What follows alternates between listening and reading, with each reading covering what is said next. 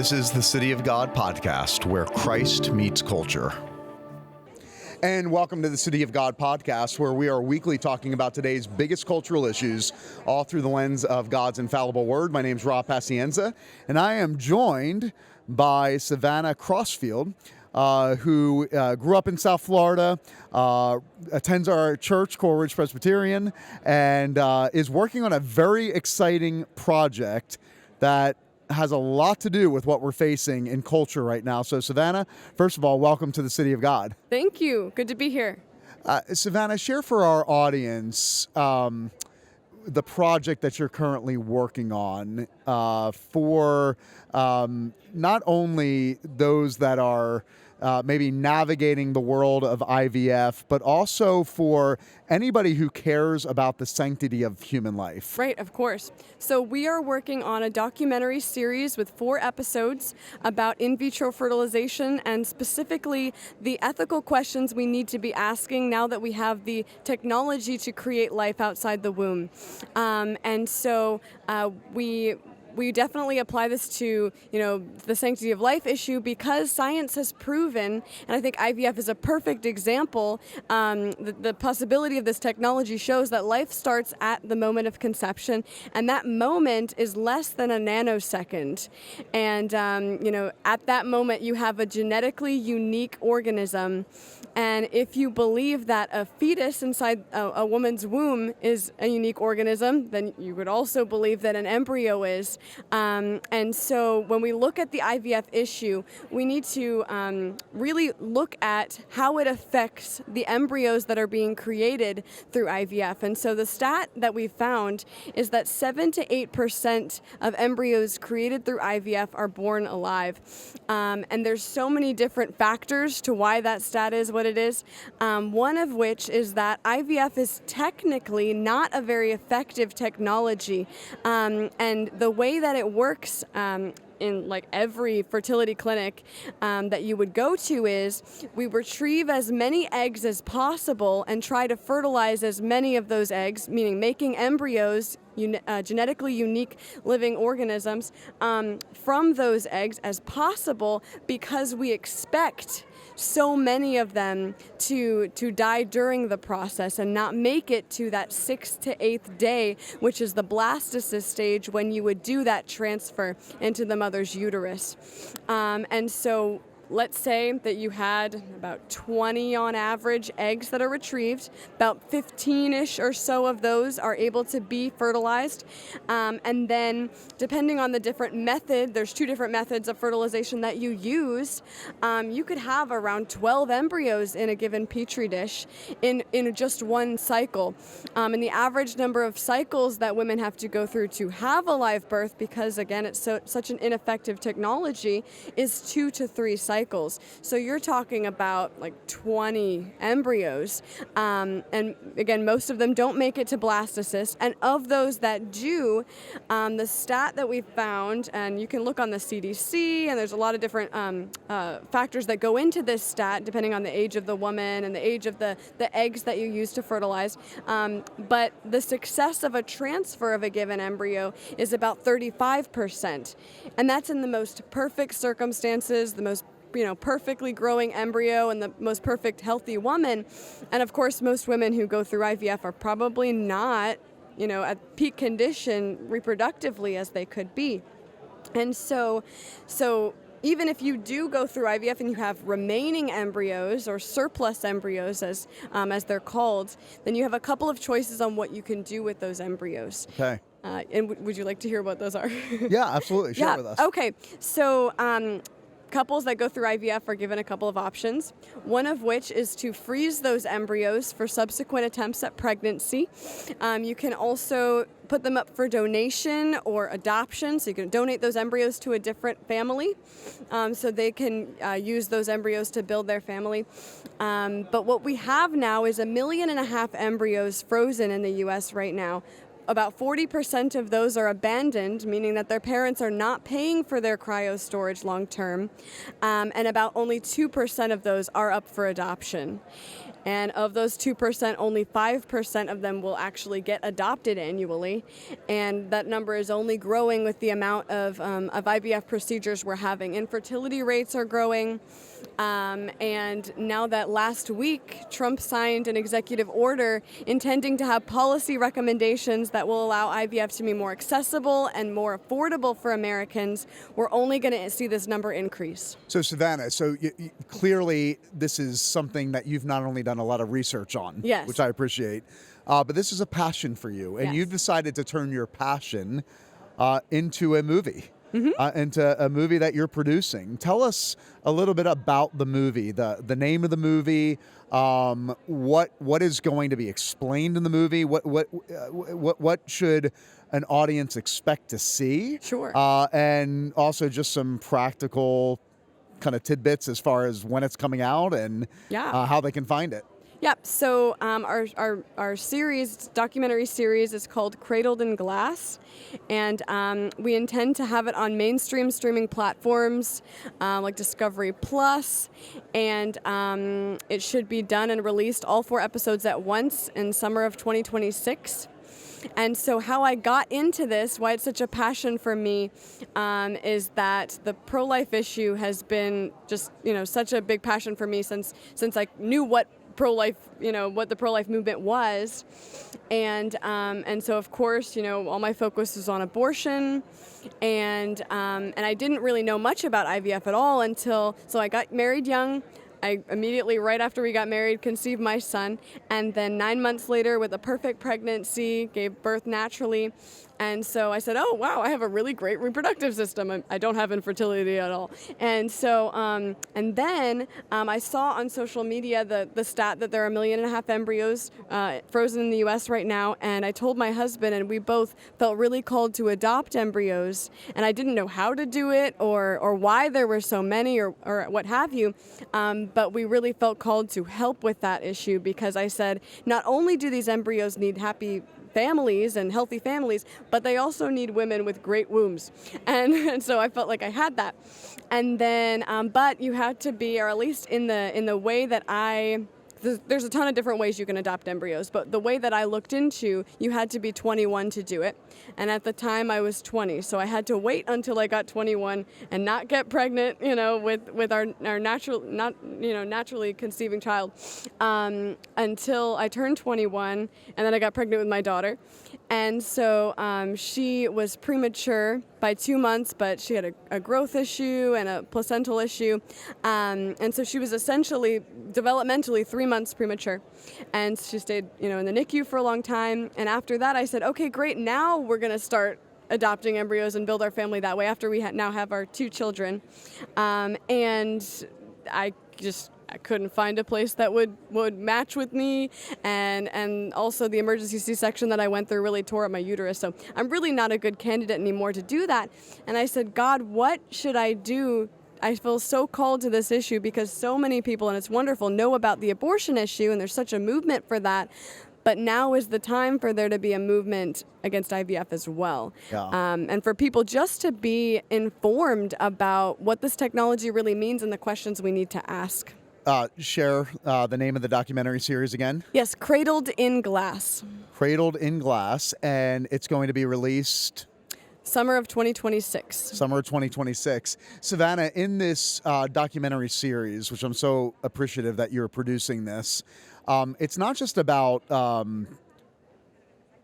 sharing awareness and advancing awareness to the issues of IVF, and the issues concerning the sanctity of human life. Yeah. But you're also giving alternatives. You're sharing with families across North America and beyond that there are other alternatives out there. Share with us what we might find in the documentary series, but also with the science that you've researched.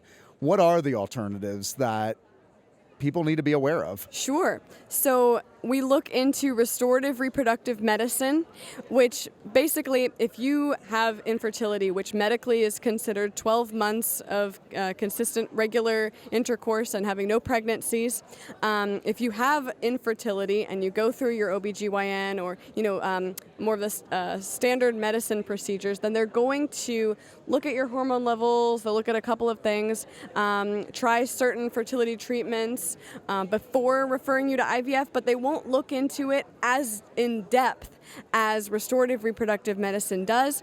And that's a large, broad term of a medical field. There's NAPRO technology, which is natural procreative technology. There's all kinds of different, tracking your cycle, looking at your diet, looking at, do you have endometriosis? Is there a biological issue where we need to do surgery?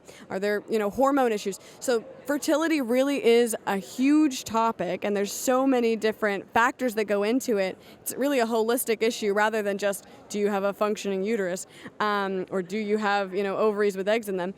And it also could be a male issue. So referring someone to that type of medicine is not only much more effective, but it's so much healthier because we're looking at the root cause of infertility rather than what IVF does, which is really going around your infertility and throwing embryos at someone who might not be very healthy. Yeah. And then it's also incredibly much more affordable, much more cost effective. So there was a study in California that showed that in using IVF for a successful birth, the average cost is $61,000. And that's staggering. And that's because it takes multiple attempts often to have a successful live birth. And there's so many add-ons with IVF, like genetic testing, which we go into in the series, and then freezing embryos. But there was also a study that showed that treating one's fertility successfully through restorative reproductive medicine on average costs $3,000 to $5,000. And so if a government, like, Trump has it on his docket to do, is looking to support a fertility treatment for its population, restorative reproductive medicine is proven to be a lot more effective, better for the population, and a lot more economically friendly. And obviously there's situations where it's just not possible. If you don't have a uterus, you had a hysterectomy, then you can't use restorative reproductive medicine. But then we also go into the alternative of embryo adoption. And we look at, there is a project in Howell, Michigan, where there's a lay Catholic project trying to create an embryo orphanage to take the 40% of embryos that are frozen and abandoned and put them up for adoption and pay for their cryostorage so the parents who created them don't have to. And then that will make it so that there's many more embryos that are available to be adopted. And of course, we need people to adopt them. Savannah, often the pro-life movement, and in particular the anti-IVF community, is often criticized unfairly for being not compassionate, not lacking compassion for a woman who desperately wants to be a mom. Yeah. But you really want to make the case that providing alternatives is actually the most compassionate thing that we can do. Explain that. Yes. So, first off, I explained that I obviously don't have infertility. And so I'm very conscious, and we have a team of 60 now working on this. And everyone in our team is very aware that we need to consult women and couples, because men are part of this too, who have been through infertility, and making sure we're speaking to them with love and grace, and saying, if you chose IVF and you had embryo loss, we are right there for you, and we just want to stop the hurt going forward, and give people alternatives so that they don't feel like this is their only choice, and they feel pressured into doing a fertility treatment where they wouldn't have chosen that if they had known some things that most people just don't know. And so we're getting those consultants who are telling us, that have been through it and looking over our messaging, making sure it's what it needs to be. And then not only do we want to be compassionate toward women and couples going through infertility, but we also want to be compassionate toward doctors who went into this field. We're actually interviewing some embryologists, also researchers who experiment on and do research with human embryos in labs. And we believe that they went into it trying to do good, intending to make, families allow them to have, children that really wanted to but felt there was no other way, or intending to create, use embryonic research to create medicines and treatments that can help others. So I believe they intended altruism, and we're not coming and swinging. We're just saying we love you enough to show you the truth and how we really should be moving forward for a better future. Savannah, you're Gen Z, and Yes, I am. Gen Z's known as the most cause-oriented generation in history. I'm proud. Yeah, you should be. And I just love how God has inspired in you this cause in particular, because you could have entertained a number of causes. You're a sharp individual, you're super knowledgeable, but why at the end of the day, personally, did you say this is going to be the cause that I dedicate my life to? Well, I've got a very interesting testimony with that I have written a blog post about on our website, so you could read about it if you wanted to. But basically, there have been 3 strangers in public who have come up to me and talked to me about IVF. And I've shared the knowledge that I've found from, I'm a nerd, so the stats that I've read and the studies that I've researched and interviews that I've done with experts. And they've come alongside us and just been in such support, and it has changed their lives for the better. And, I'm just praying all the time, making sure that the message we're putting out there is exactly as God would intend, and that we can change hearts and minds with it. And he's shown me through these individuals and plenty of signs that we're doing just that. I'll say briefly, I went to a doctor's appointment for my daughter, and a woman was in the waiting room, and she came up to me and she said, "Oh, your baby's so cute. How old?" All the questions. And she said that she had a good friend who had twins from IVF, and that apparently twins are more common. And I said, yes, they're 7 times more likely. And she's like, how did you know that, you stranger? Who knows all these specific stats? And I told her, well, I'm doing this documentary series, and I'm researching this topic. And I told her about how in our 4th episode we'll discuss and interview those involved with human research or human embryo research. What we're currently doing in labs, what's currently legal, and where the future holds with that. We talk about stem cell research, of course. We talk about gene editing, human enhancement. We talk about how in the future, and we're currently doing this, but only very recently, so it will develop in the future if we don't put some regulations on it, but creating embryo models. So that's taking grown-out stem cells, differentiated stem cell types, putting them back together and creating a synthetic embryo, or also known as an embryo model, and then you can use that for research, but it looks like an embryo, acts like an embryo up until a certain point, and it's considered ethical as long as you kill it at 14 days. And so these are things that the populace doesn't know about, so we told her, and she's like, wow, I didn't know how I felt about IVF, and I wanted to learn more, but there's just not any media really out there that's talking about this, and so now she's a big supporter. And another woman, I'll say briefly, is I was at the park with my kids, and she was swinging her 1-year-old on the swing. She looks at me and she said, oh, I would love to have 2 kids, get a friend for my one, but it was so hard for us to have my son, this first one, that I don't think there's going to be any way that we could have another child. And she said, and I didn't bring up IVF. She just said, we had him through IVF. We tried 4 different processes. None of them worked. None of them stuck. And we had to go to a very specific fertility clinic, 1 in 5 in the world that do this particular, treatment to have him. And so she just shared with me the grief and the pain that she went through and how she wished there was another way. And so I told her what we're looking into in our series, and she said, wow, you need to get this out because other women need to know. Wow. Savannah, just in closing, it does really require the church to be informed. It requires the church to be an advocate, and it also it requires the church to be proponents of legislation that is going to advance a culture of life from the moment of conception. Across America. Last, I guess it was January or February of 2024. Significant legislation was passed in the state of Alabama. Talk to us a little bit about what was passed, how this had direct implications to the IVF conversation, and how that can really serve as a model for other states across America. Yeah, so we talk about that specific case, Supreme Court of Alabama. It's called LePage v. Center for Reproductive Medicine in our series in the 3rd episode. And so essentially, there's mishandling of frozen embryos in a fertility clinic in Alabama, in Mobile, Alabama. And the embryos of a couple of different couples died.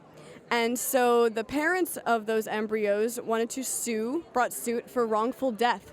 And so on the trial courts in every state, embryos, extrauterine embryos are considered to be property, not people. And in America, you only have 2 categories of anything. It's either a person or it is property. You can't have half person, half property. And so they were considered property. And the trial court said, no, you can't argue for wrongful death unless you have a death of a person. And so on their appeal to the Alabama Supreme Court, they won, and that granted personhood to embryos, extrauterine embryos created through IVF. And so, that is when the IVF concept and the IVF question came up in Alabama in the media, and everyone started talking about it, saying, hey, are we going to lose the ability to do IVF in this state? And everyone panicked, and the Governor Kay Ivey, came out and said, no, we're going to protect IVF clinics. We'll put certain things in place. You'll be able to have your IVF in Alabama. And so we look at what are the implications of calling an embryo property and that being its legal status. For example, custody law. So if we have 2 parents that disagree, that maybe they divorced or they just disagree on what to do with their embryos that are frozen, you can't argue for custody if you don't have a person to argue for. And so it becomes a property dispute, and then nothing happens with the embryo. And that is one of the reasons why we have so many embryos frozen in limbo, because you can't go get your embryos if the two owners disagree. Interesting. So, yeah. Fascinating. Yeah, and so we're going to have in this country, since we have multiple states with state Supreme Courts that disagree in congregant decisions, then we're going to have another Roe v. Wade about the personhood issue with embryos. I love that. In the U.S. Supreme Court. So we need to get this information out there so that we can affect that decision. Savannah, in closing, how can an individual learn more about this project and the documentary series? Where do they go? Well, so right now you can go to Lucidity Pictures, so that's LUCIDITY pictures.com, and that will bring you to, you'll be able to see all the episodes, many of the subjects we're filming, all the topics we're covering, and you'll also be able to donate if you feel called. That's awesome.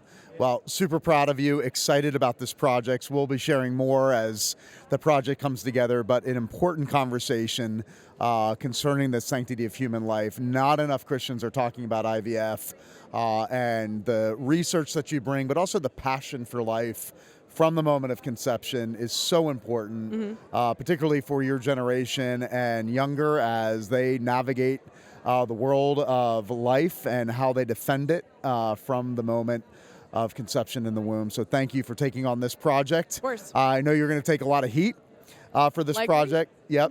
So God be with you, and may God bless you and protect you as you advance this important mission. Thank you. And that's all the time we have for the City of God podcast. If you are encouraged or inspired by today's episode, we pray that you would pass it along to a family member, a friend, or any Christian who wants to understand how do they apply their faith to every area of life. We pray that you'll come back and join us next time right here on the City of God. The City of God podcast is produced by Coral Ridge Ministries and made in partnership with the Institute for Faith and Culture. Visit us at cityofgodpodcast.com to access all of our previous episodes.